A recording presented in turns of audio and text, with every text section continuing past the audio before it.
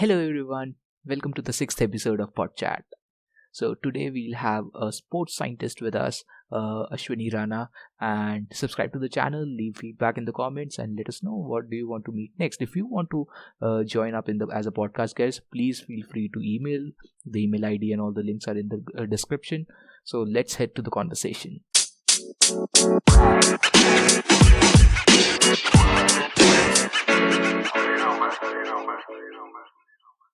Hello Ashwani, how are you? How's going? Hello, Bandhan, and thank you for inviting me. It is going good, and this week has been really happening for me. And a lot of things are going on in the life at the same time. So you could say that I'm busy or say life is interesting, but things are good. Things are happening. Great. And for our audience, can you quickly introduce yourself? What you do? What is your background? Yeah, sure. So myself, Ashwani Rana. I am basically born and brought up in Bagpat district, Uttar Pradesh. But my life is currently based out of Gandhinagar, Gujarat, as I am working as a sports scientist with Sports Authority of India. And I basically help out athletes in optimizing their body physique, their body composition, and physical fitness on the overall perspective. Great. And so, what all athletes have you worked with? What are your clients, sort of, if I can say? So the games particular game athletes that I work with are from kabaddi, handball, and a lot of para games like para swimming, like para athletics, like para table tennis. Along with that, earlier I used to work out with the para badminton players also, but they moved out from the center now, and we have a new addition of para table tennis players along with para powerlifters. So yeah. So is it kind of field work, like as it when they are playing or they are practicing or doing some activity? So you are also there in the ground with them. So it kind of includes both lab work and the field work, depending on the requirement or depending on the game orientation that I have with my subject area. I need to indulge in the fieldwork also to see how a particular athlete performs, how his body movement works, and how in his or her particular event, how his body works out with his intention for the game. Because the body movements and the balance and the body physique plays a crucial role in the performance of a particular athlete. Absolutely. And so, do you sometimes feel that okay, I also want to play? Do you also get to play with them at times? I haven't tried much playing with them, but the kick is always inside to get on the field and get dirty with them or say involve myself in the game. But being a professional, I try to focus more on observing them rather than playing with them, because observation is a different context when you indulge in observing a team. Suppose if I talk about kabaddi players, there are two teams of 7 players each, and when you are tapping each one of how each one of them is coordinating and how they are working out. So observation becomes kind of important in the perspective of the game, in the perspective of the athlete's performance. So what exactly are the things that you observe, like not specific to the game, but like in general, considering all the games that you have worked with overall? So in general, these are not the things that are professionally mentioned or say kind of set of protocols. But these kind of observations that I do, they help out in my lab assessment. They help out in my mapping of a particular athlete, how a particular athlete of a particular body physique, say particular body composition of a particular height, how that particular athlete is performing in his zone, in his own game or her game, and then trying to add that observation to my assessment also in the laboratory. So that's how it works, and see the changes over the months of training, over the months of assessment or say period of assessment, like before the part of competition or after competition. It's like that. Okay, I see. And so, as you mentioned lab components, so what are the lab components that you are involved in? So, lab components that are involved are basically manual anthropometric assessment, which includes limbs or segmental assessment, say dimensions, basically measurements, and then other things which includes strength assessments, which include grip strengths and their back strength also. And then there are other measurements like body composition assessment, for which we use a body composition analyzer machine and then try to correlate all those factors that we have assessed with the game also and with the position of the athlete or say particular event of the athlete. So, are there also scientific elements that you use with it? So, can you explain the science of all Yeah, these? all this is scientific basis. I- There are thousands of studies. I mean, enormous. If you go through a particular sport discipline and if you put together all the sports discipline, there will be sports anthropometric studies. There will be physiological studies. Will be morphological studies of the athletes from all across the world, including India, and there will be physiotherapy specific studies, and then there will be studies which assess the fitness of injured athletes, depending on the game, depending on the events, and depending whether the athlete is a para athlete or say a normal athlete of any particular game. All right, all right. So these data that you receive, data points, are you accumulating them to have kind of a publish a review paper or something sort of, or you are just using the data for just that particular purpose of to? So right now, all these data points are basically helping out the athletes in getting their getting their performance improved over the time period. But the context behind all these data points and all this observation is to get things published, to create a data bank, and to create an environment for the young athletes who are just grooming in the age of we say 10 years, 8 years, and say 12 years, and to put a set of standards, set of protocols, to identify and to tap the talent from the grassroots and how to identify the talent on the basis of those standards and protocols. So all this data bank helps out in those things, in talent identification and all. Right, right. And so you also studied from Tata Institute of Social Sciences. So what all subjects you underwent and how are they helping in your current role? To be honest, my degree at Tata Institute of Social Sciences is kind of in a different context, in a different working area. But overall, if I talk about my orientation over the years through my education, whether from my bachelor's in life sciences to master's in anthropology to my MPhil in public health, my orientation has been always in the health and fitness area. And health and fitness include both the components, as we all know that physical and mental health of an individual is very much crucial to the proper functioning of that particular individual throughout life.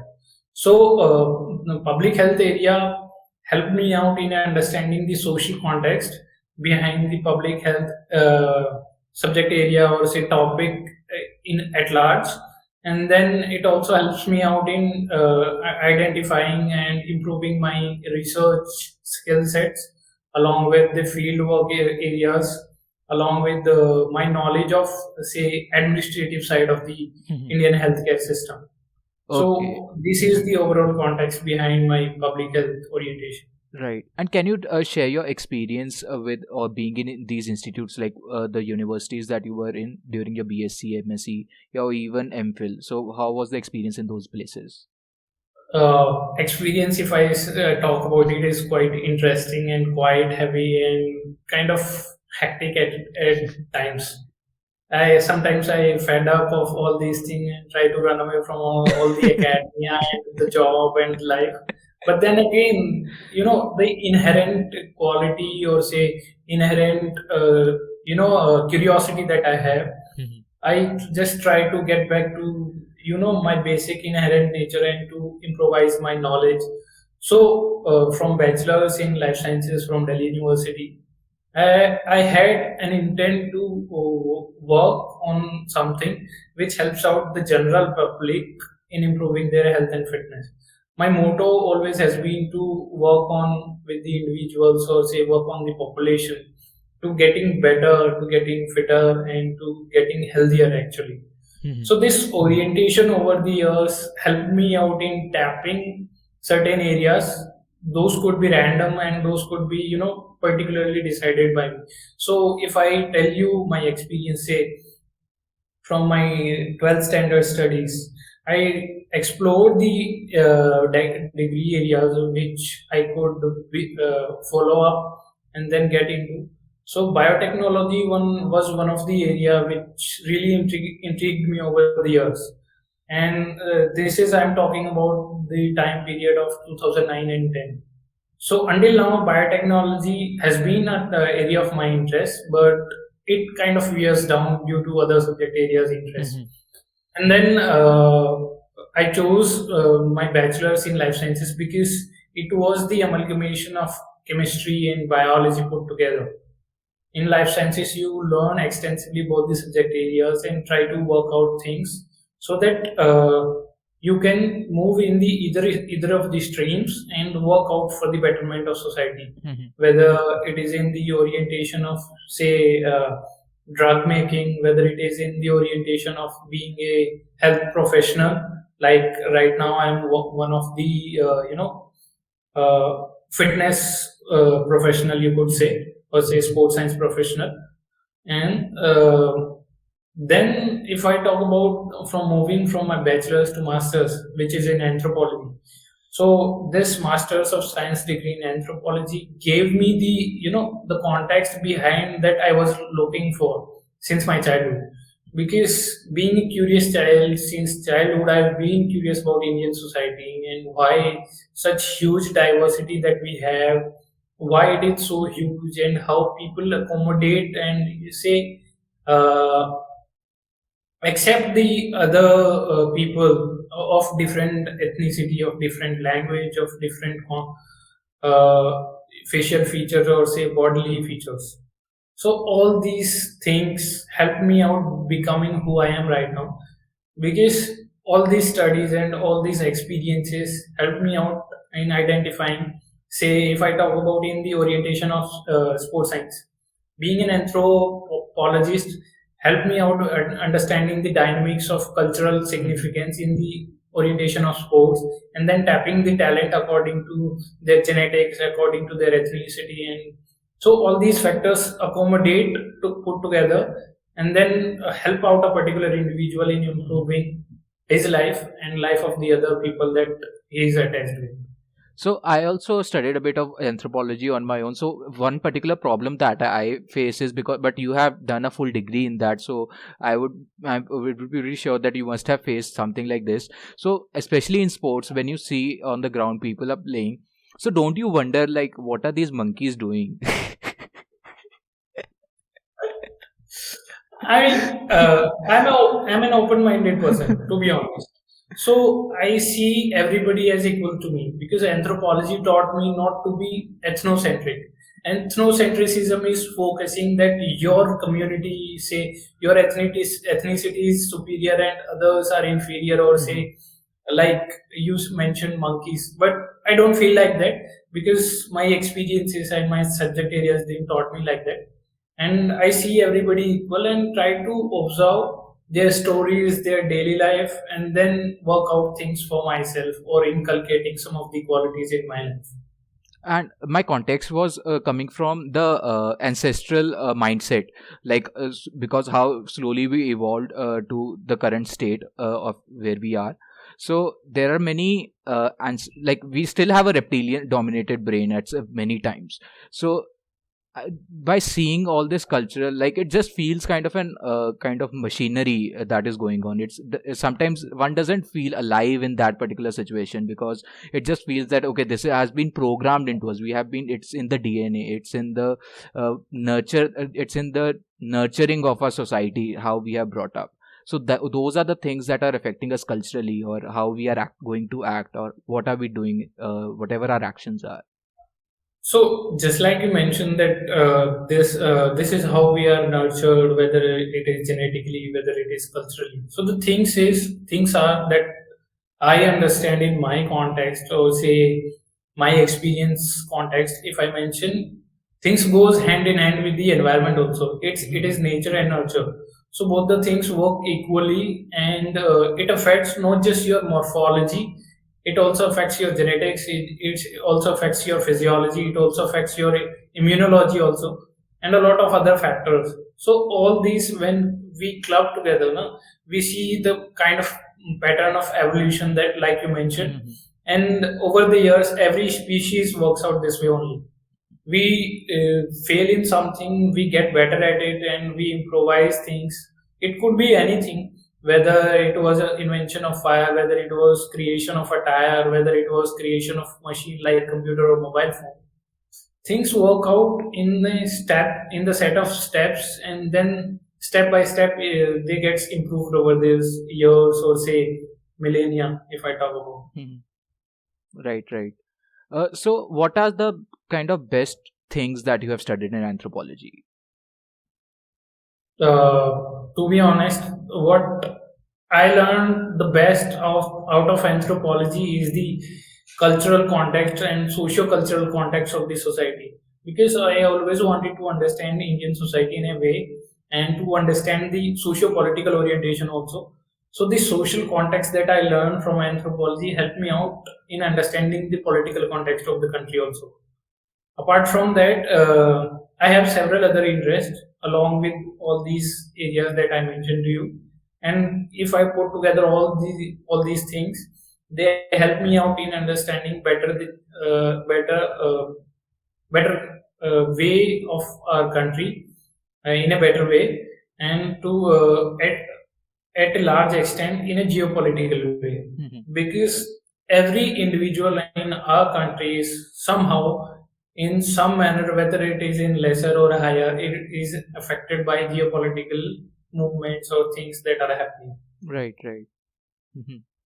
So, okay. So, after that, you went on to public health. So, how was this transition? Were you like, are you into fitness from childhood, or like, why? Since you are you love anthropology, so why not? Why haven't you pursued it further? Like, why shifted to public health? Though the thing is, my interest has been a lot of subject areas. To be honest, I'm a kind of a interdisciplinary and multidisciplinary person. I want to collaborate with the person of other subject areas and person of other expertise. You could say I'm a master of none, but jack of all trades. But that's a different context, and that's a different, say cliche kind of line for the person. But the interest area is what all matters to me. And when if I go by, say, I'm gonna give you an example. In my MPhil public health degree, which I'm trying to finish currently. I haven't completed it yet. I'm working on my thesis. So my thesis area is on internet gaming addiction among adolescent population of the country, and this area is a major public health problem currently, and it is going to be huge, way much bigger than the cardiovascular, or say depression, or say tuberculosis problem in the country. Although it is in, say, I could say in the nascent stage, but it is still huge. And you could have, I mean, you must have observed a lot of cases on the social media, on the, say, print or online media, of the adolescent, or say youngsters stabbing their friends, and trying to, theft the money from their parents just to play the games and to involve in the games. Right. So this area that I worked upon, it's in a kind of a, you say, interdisciplinary area. It includes biological feature of an individual, it includes psychological factors, and it also includes social factors. So the kind of exposure, educational exposure that I had, it all came to this topic to work out on a problem which includes a lot of other areas. So this is the kind of context that I always wanted to work upon, and this is just one example of it. Right. So, through this thesis, are you kind of giving out a solution, or is it kind of a review study? It's kind of a review right now, but I'm planning to make it a project, a bigger project in the later academic life of mine, Okay. and I'll try to make it, a project which involves the whole country. And I don't know what would be the timeline of it, but this thing is just, this problem is getting bigger and bigger. So it would be better if we start right now building on it and understanding this problem and trying to find the solutions. Although there are solution of this, but as we move into the say digital world and virtual world, as you might have observed about the say Right. metaverse, so these things are getting bigger, and if they become so much big that you won't be able to work on these things, you need to start right now to understand. I mean, as a society we need to understand, as a country we need to understand this problem and work on it to get the solution, Right. because real world is what makes us, not the virtual world. We can interact, we can work on things, we can improvise on things, but the real world is where we live with our family, with our society, and this is how we evolved over the years. So the evolution is what resulted in our society as of now. Absolutely. And also the body that lives in the real world, we need nutrition, we need a proper exercise. So all that is in the real world. So yeah, absolutely correct. Absolutely. So what are your career plans ahead? You are applying for PhD position. So what all subject areas are you looking forward to? Currently, I'm gonna follow my public health orientation only. But to be honest, the plan is not, a kind of a step way. I have not planned anything in detailed way or say descriptive way. Like I'm gonna be a PhD by this much time period and gonna be a PhD in this subject area. Right. Because I have diverse set of interests. And if I talk about right now, just to give you an example and just to give the our audience an observation, basically my interest area moves from geopolitical effects on the health and fitness of a society to say geopolitical factors that affect the policy making of a country, whether it is health policy, whether it's a sports policy, and then how organizations like United Nations, like WHO, how they create kind of an environment where a country needs to, put down their guards and just let them in and make their policy and then just let the things be. Because this has happened with with countries like ours in the past also, with the structural adjustment programs after suggestions of WHO and a lot of other things.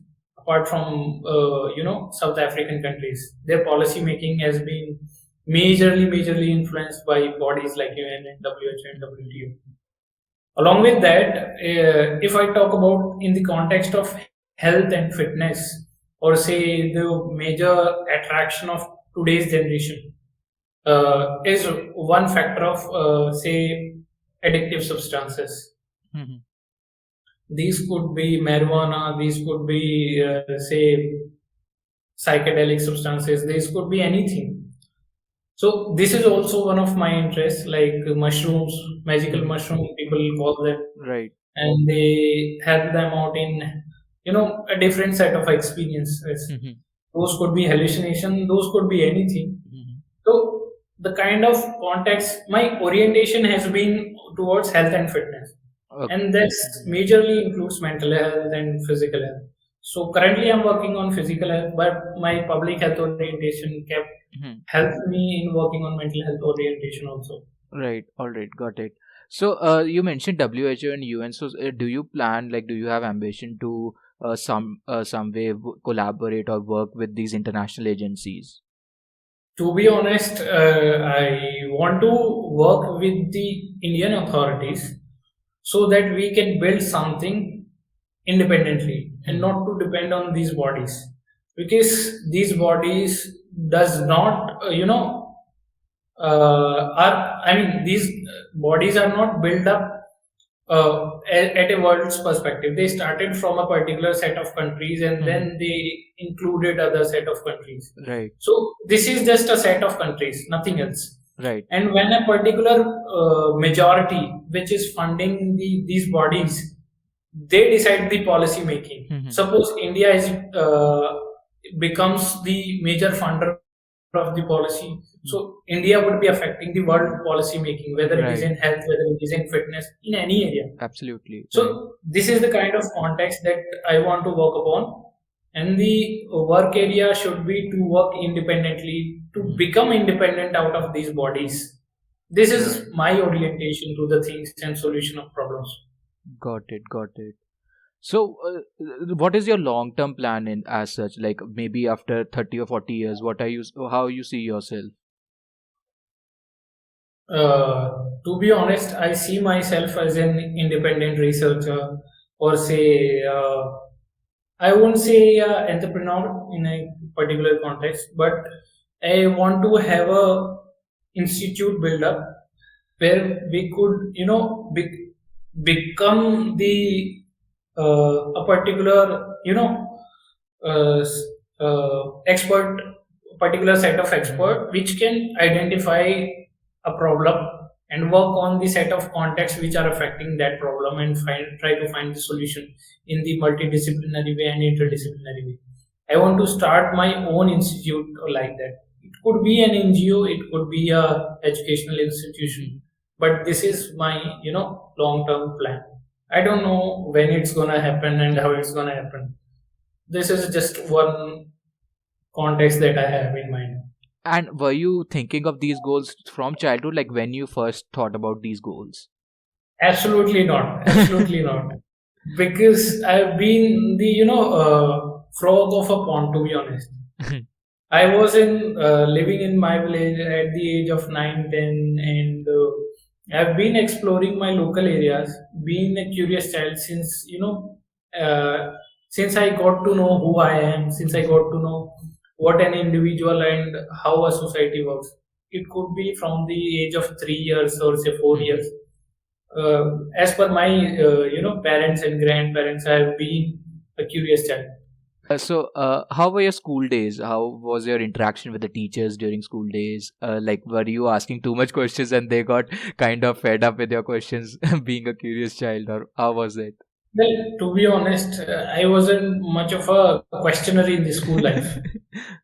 I'm a questioner of in the real life with the society people. It could be with my grandparents, it could be with my neighbors, it could be with anybody else like my friends. It could be with the professor, you could say, with the teachers, but not in the classroom. I just was an observer in the classroom, how people behave, how they work out, and then go into the field, go into the open area, be free. I just wanted to be free always. My freedom, what matters to me, and I've been an explorer because of this, and I've learned a lot from my life being a free individual in movement. Because I've been a pain for my grandparents also and parents also. Because at the age of 4 and 5, I used to be visit nearby villages, which used to be like 3-4 kilometers away, 5-6 kilometers away, and they used to find me in the night, in the evening also. And some days I used to visit my distant relatives who could be like 10 to 15 kilometers away in a different village. That was the kind of life I had. This is the kind of freedom that I had. Right. So, have you observed any societal changes from your when you were young and from now? Like how the society has changed? What do you think? To be honest, it has become really, really fast, man.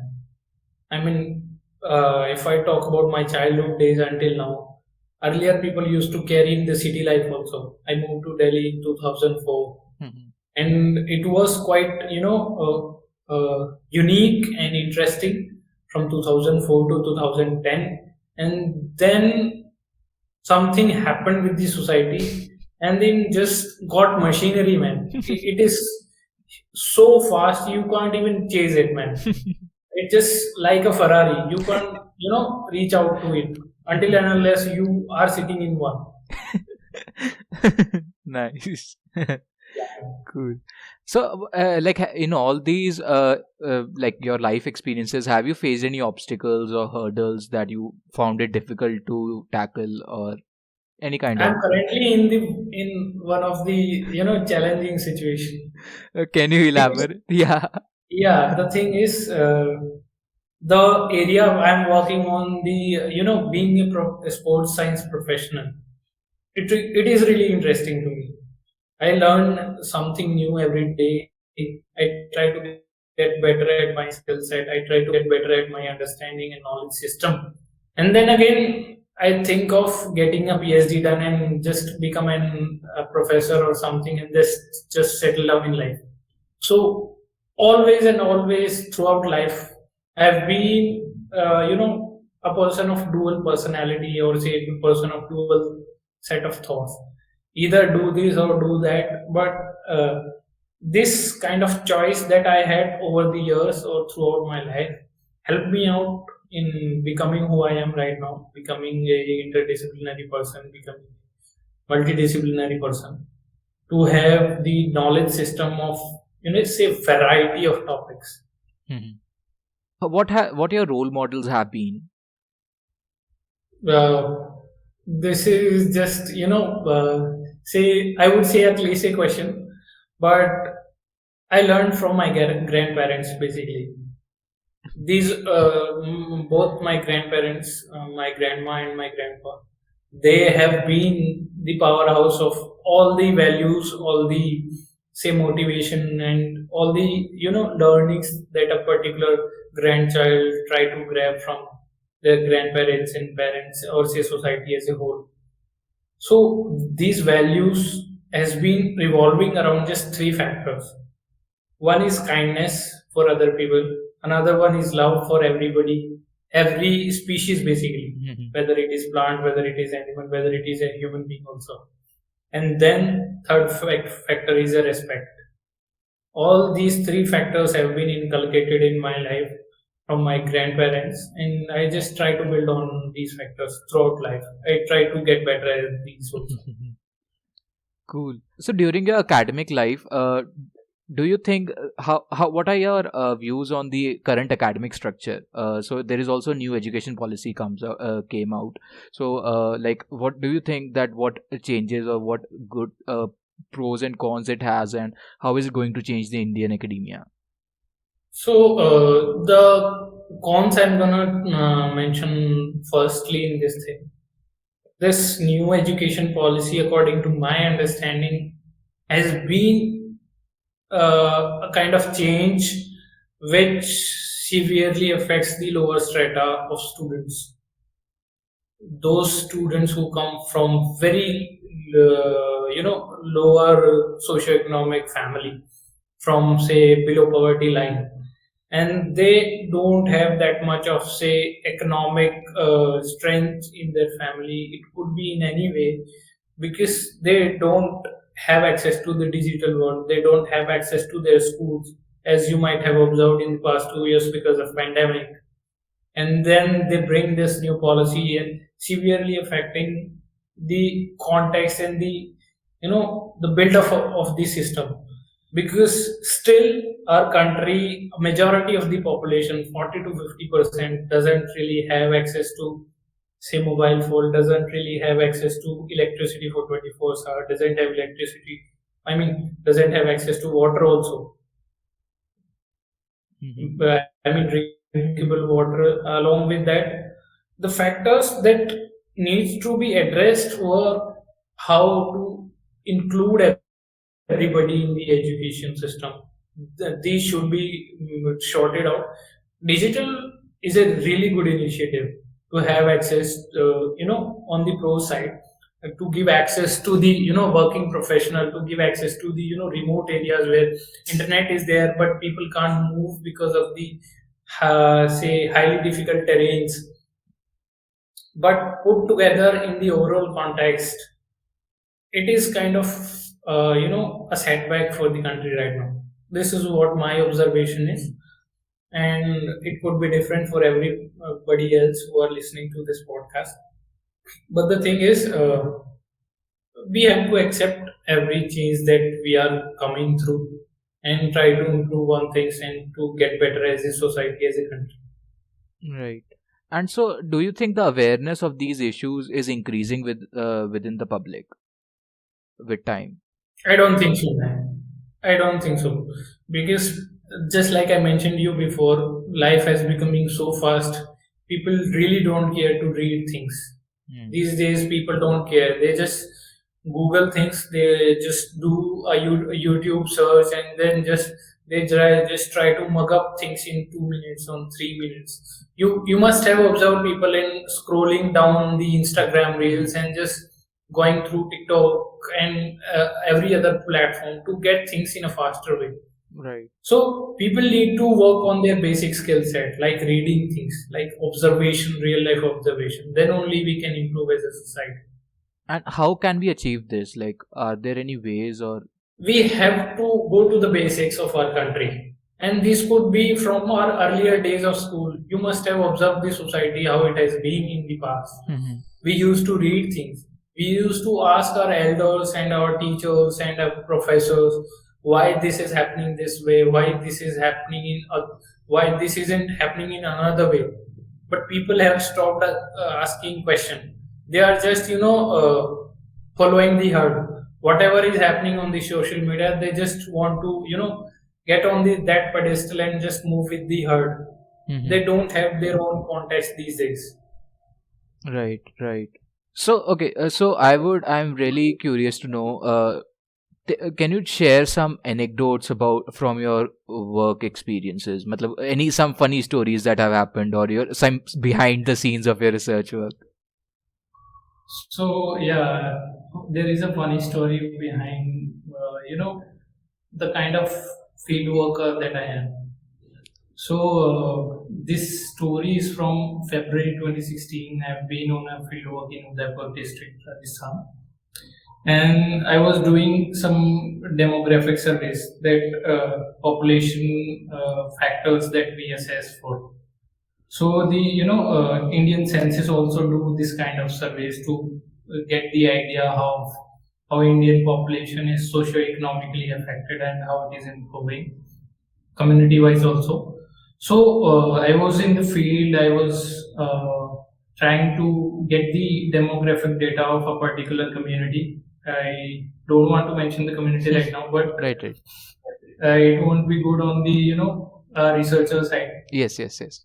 So this was the there was a village in the city area, and I was trying to get knocking on a particular household, and then there was a lady in her 30s probably, and then there was a grandma of the family, I guess, and she was in her 70s or 80s maybe, or maybe 90s. I'm not sure, just a hunch of mine. So I was, trying to interact with the lady in her 30s years of age, and I was trying to get the, orientation of the family, who is there in their family, and what they all do, what is the age matrix of the family, and how is the socio-economic structure of the family. Because my study has been on the population structure of that particular community, and I covered around 200 households in the district, covering over 4 to 5 villages differently. And this was kind of a random, but a kind of a survey which included a particular community. So this was a particular observation, a particular particularly focused on a particular community, but it was random. So the experience was that I had a chat, just a small chat of 2 3 minutes with the lady who was working in the open space of the house, because people still have in the villages area, whether they are in city, whether the villages are in distant part of the country. People still have open spaces in front of their house, in front of their building, and the lady was working on something. Maybe she was doing the dishes, I guess, and I was trying to get the data from her. But then the grandma of the family came with the field, it would be called field instrument. Basically, we used to have, we call it darati in North India. We use it for cutting the wheat crop, or we use Okay. it. Yeah. So she come with it and try to have a go at me. So I just got back from the gate and then just ran away from the family, ran away from the household. So this is the kind of context that you get to see how a particular researcher, how a particularly field worker must have felt Hmm. throughout the country when they try to get the data for the Indian census, they try to get the data for health surveys. Hmm. So this is just one incident in my life. There could be many such with an other set of peoples, but the things are getting better, at least with our generation, our parents' generation, because grandparents has been hold together in the different set of Right. universe in different space. Right, right, right. So, what were these moments in your life that were kind of life changing for you? That you would kind of say that, like, if things wouldn't have happened with me, or these things I haven't, if I wouldn't have experienced, so I wouldn't be at this stage. So, what were those, like, breakthrough moments in your life? So one was my movement from my village back in Bagpat district, and moving from my village to Delhi. It has been a huge experience and has a drastic effect on my life for the next few years that I've been in Delhi for, because I moved to Delhi in 2004, and I wasn't, emotionally and mentally, I wasn't stable for nearly 4 5 years. My physical growth has stopped, completely stopped for 4 years. I used to, try to avoid my school. I used to try to, I used to avoid people. I used to avoid friends. I used to avoid my classmates. And then I don't know how it happened, how things changed, but as an individual observing people in the society, I try to learn from them how they behave, how they interact, and then things started getting improved. Because when I moved to Delhi, my height completely stopped at 4 feet 8, and then it stopped for nearly 4 years continuously. Oh, okay. And then when I started doing cycling, basically cycling is one such thing which has been a part of my life ever since I started cycling. So I started cycling somewhere in 2007. So if I tell you, it would be 14 15 years by now.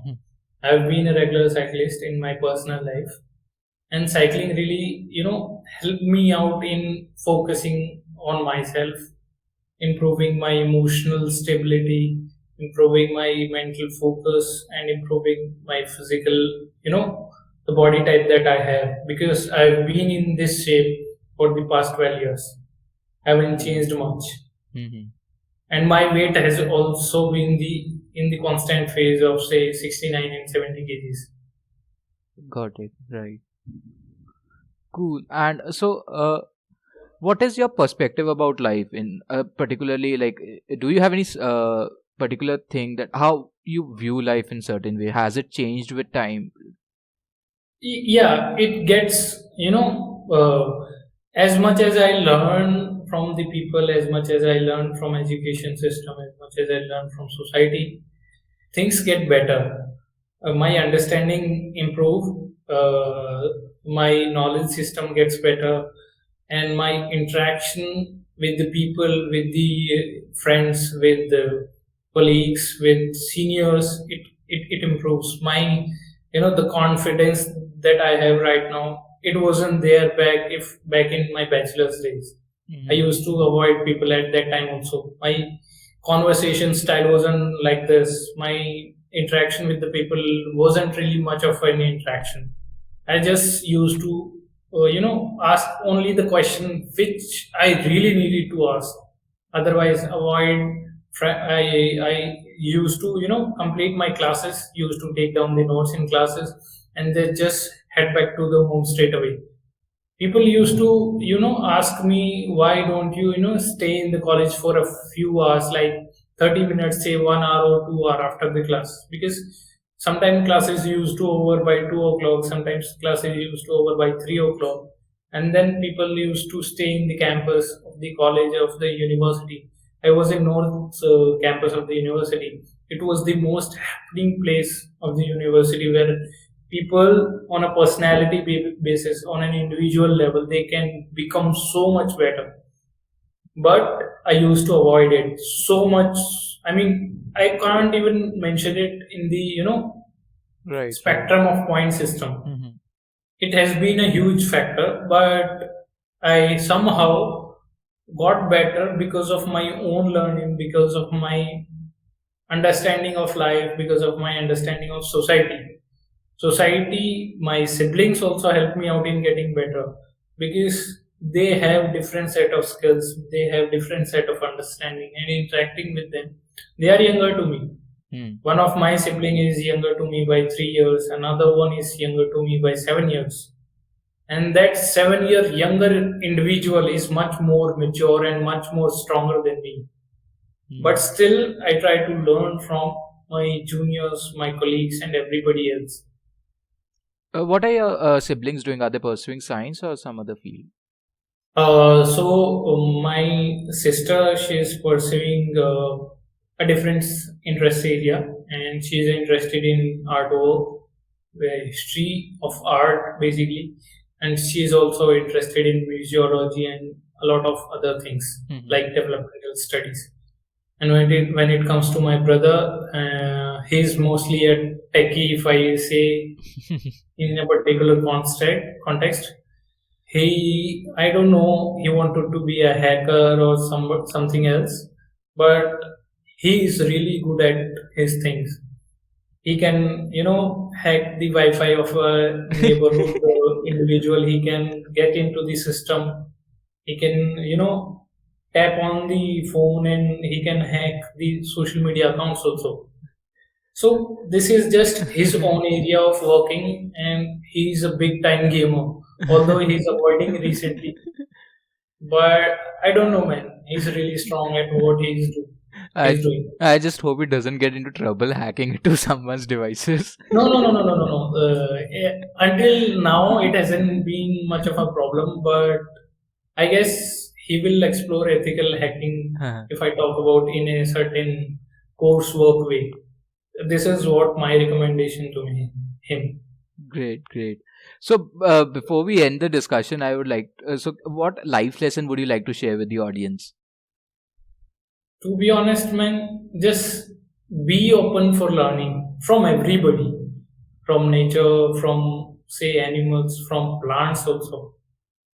I've just done the basics. This is what my life has been. Always being on the ground, staying there, putting your, standing bare feet on the ground, on the grass, and then just observe society, observe people, observe nature. Because this is, nature is the biggest learner for everybody, for the environment, for us, for every other species. We have learned almost everything from nature over the years. Very well said, and that's a great end to the discussion. I thoroughly enjoyed the conversation. Thank you, Ashwani, for joining in.